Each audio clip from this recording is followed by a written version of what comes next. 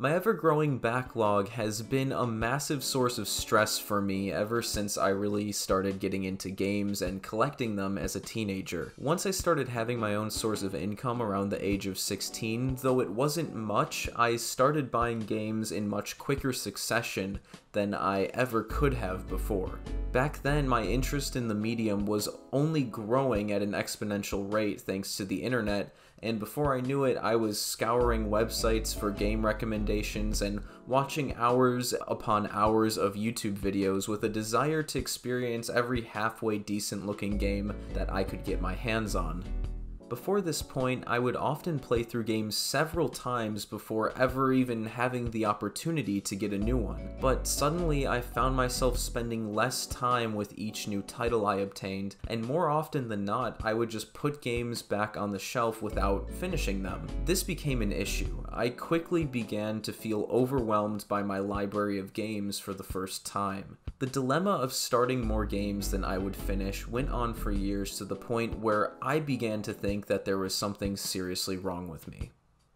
I would get so overwhelmed by my backlog that it would even affect my ability to choose a game to play. I would go through phases where I would try to start new games and quit after an hour or two because nothing was hooking me and I felt like I was wasting my time. Then I would end up either replaying an old game or playing a service game because I found comfort in their familiarity. Then I'd get annoyed with myself for wasting time that I could have spent making a dent in my backlog. For years, in the back of my mind, I knew that I needed to make some kind of change because I was constantly getting frustrated with myself for leaving games unfinished and in turn letting my backlog grow even larger with both new games and games that I decided I'd finish off later. It was just an annoying, never-ending cycle.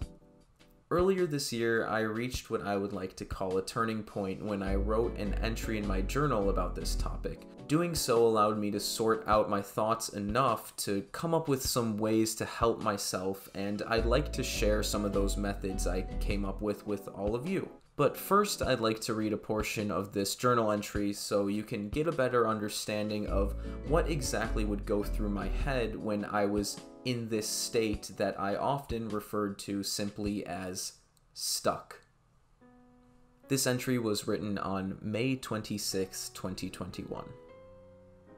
I'm going through one of those phases again where games can't hold my attention. This happens to me quite often, and from what I've seen on Twitter, some of my friends experience this same thing. I do have a decent little list of games I have completed this year, but compared to the amount of games I've started and haven't finished, it's frustratingly small.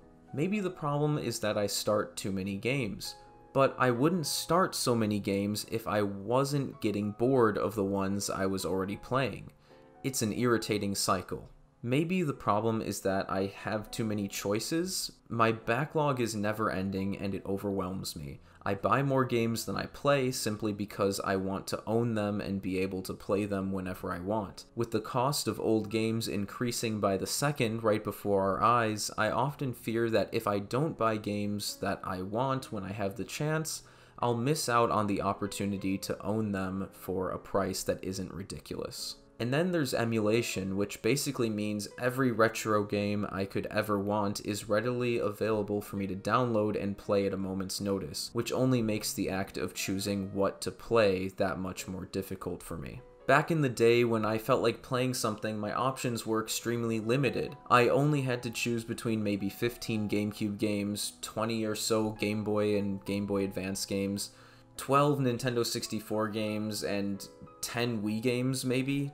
And for the longest time, my selection wasn't much larger than that. I usually only got new games on my birthday and Christmas, so I never really had a reason to feel this overwhelmed simply by choosing a game to play. Those were my games, and I had a special connection with each and every one of them because of the countless hours I spent engrossed in each one. That's a feeling that I just don't really get with games these days.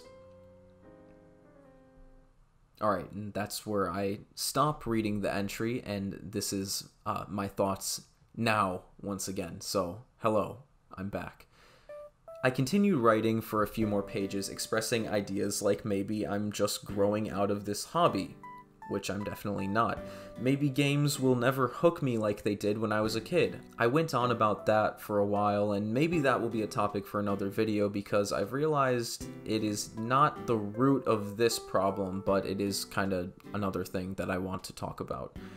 And finally, I wrote about how maybe I should try to limit what I play somehow. I wrote down methods such as limiting what console I play games on for a period of time, or even sticking to one series of games at a time to narrow down my options. This worked for me when I did the month of Game Boy video, but I unfortunately experienced burnout when trying to do this for myself again after that initial time. But the harder I thought about it, the more I started to realize that maybe I'm going about this the wrong way.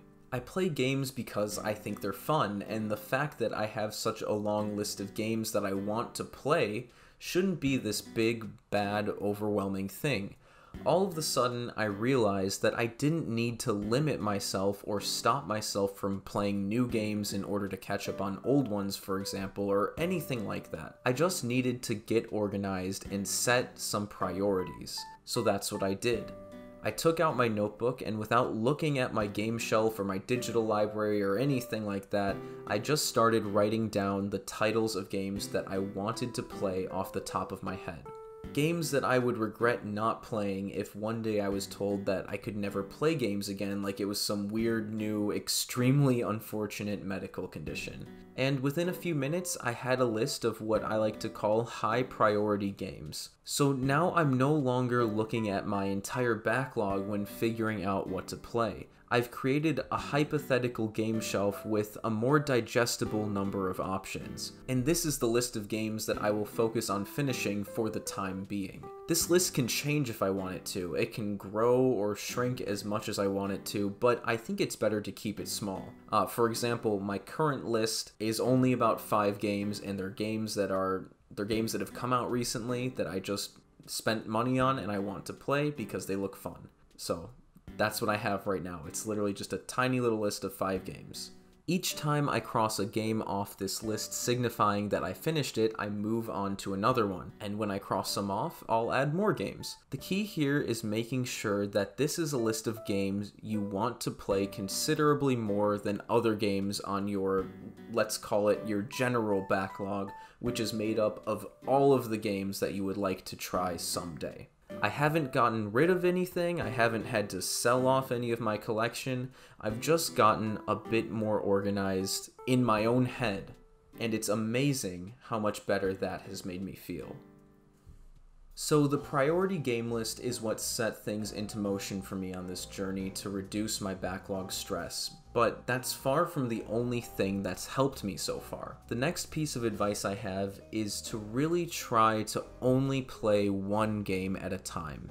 Not doing this was what initially caused me to get so frustrated with myself even as a teenager, and I think it's one of the most difficult parts of loving games. But you really have to be strict with yourself, especially if you're like me and have a hard time finishing games, even ones that you really, really like.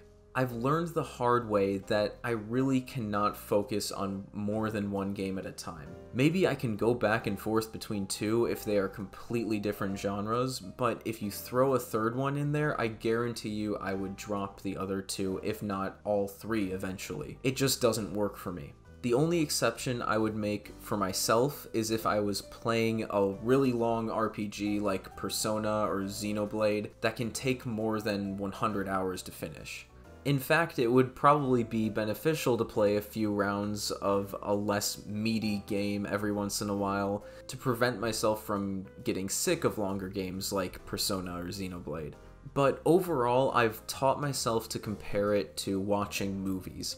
I wouldn't want to watch half of a movie only to pause it, start another movie, go back and watch a little bit more of the first movie, then start a third movie. It just doesn't make sense. So try not to do that with games, and I bet you will find yourself having an easier time to finish games more often as long as you stick to the rules you set for yourself. In tandem with this, I suggest trying to stop yourself from playing service games or games that, never really end if you're serious about trying to cross some games off your list. Unless, like I mentioned, you find yourself getting sick of a ridiculously long game and need a break from only playing that.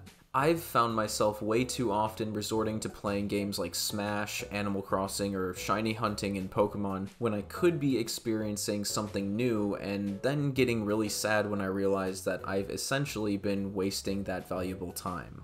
Alright, and my next little bit of advice here is more lists. In addition to my high priority list, I also keep a list of games that I have finished, and also a list of games that I've officially dropped because I didn't enjoy them, and even games that I would like to replay someday, and of course my non-priority general backlog of games that I would like to get to just eventually someday in the future. It sounds like such a little thing, but staying organized like this has helped me so much and significantly reduced that overwhelming feeling that I've been dealing with for years in a surprisingly short amount of time.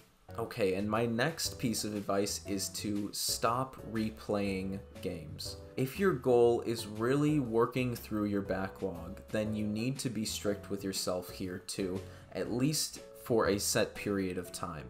This is another trap that I have fallen into way too often. I love replaying old favorites, and I love the comfort that replaying games brings me. There are some games that I play through every few years, and others like Luigi's Mansion and Pikmin, for example, that I play through almost every year. However, I've noticed that doing this was stopping me from experiencing new games and leaving me feeling like I was wasting that precious free time that I could have been using to play new games and once again making a dent in my backlog.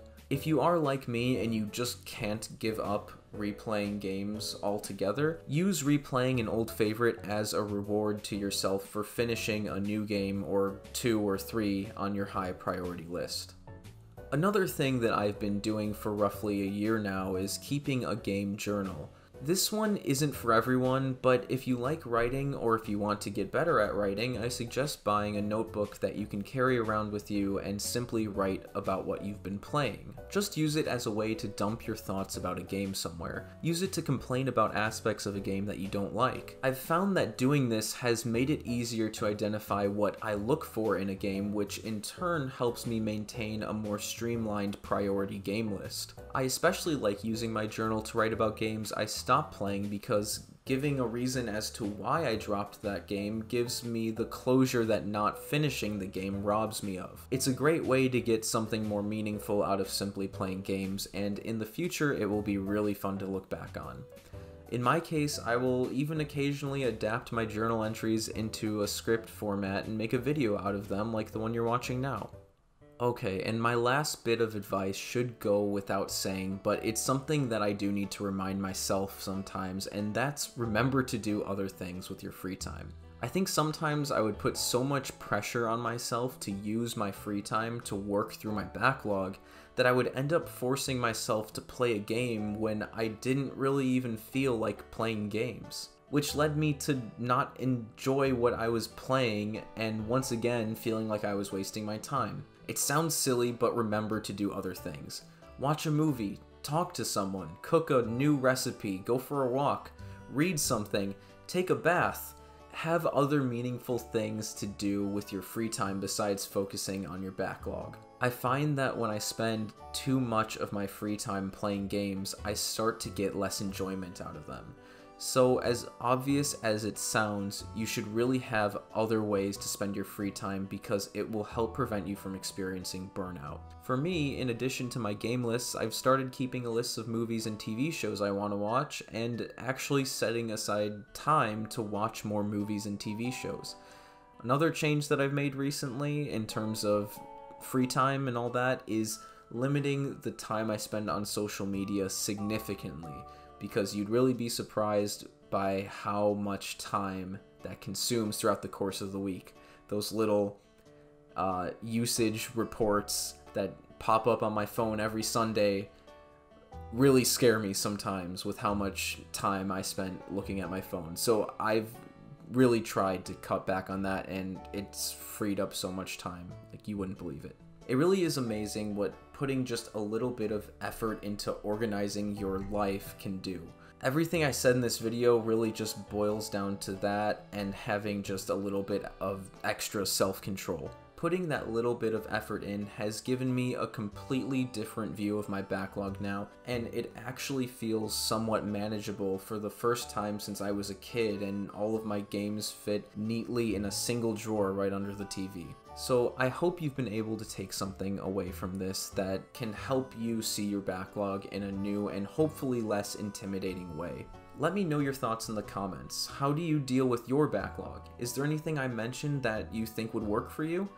I want to hear what you guys think about this topic. Other than that, thanks for making it this far. Check the description if you want to follow me on stuff. Hope you enjoyed, and I'll see you next time. Bye.